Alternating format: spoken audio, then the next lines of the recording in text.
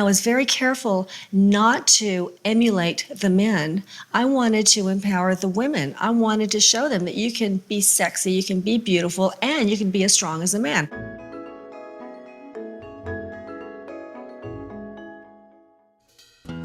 In South Texas, or in Texas in general, beauty was very much revered.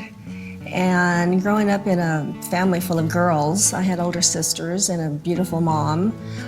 I admired beauty and I wanted to be beautiful.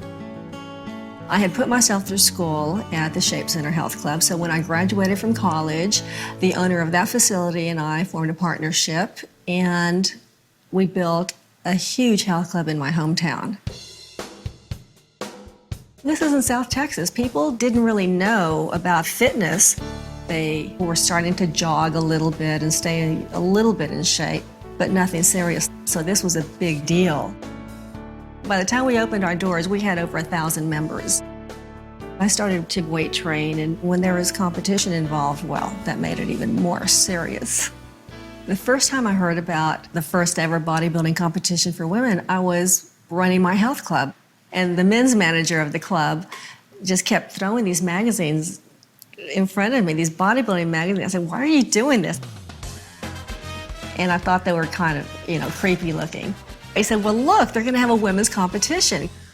This was going to be just a milestone for women in a way. And I thought, interesting.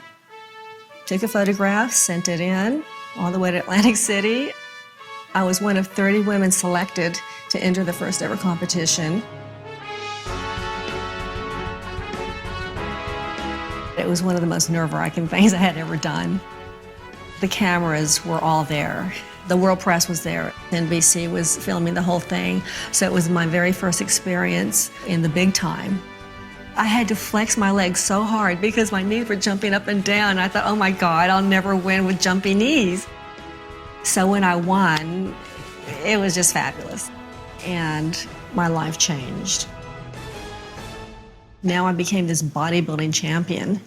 And people were a little bit afraid and a little bit intimidated. They saw these big, over-muscled men, and they thought, oh my God, these women, they're going to look like that, or they want to look like that. I had no desire to try to be like a man or try to look like a man.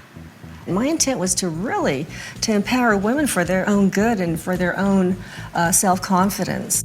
The exercise programs that I put women on were nothing less than serious weight training exercises. They didn't know they were lifting weights.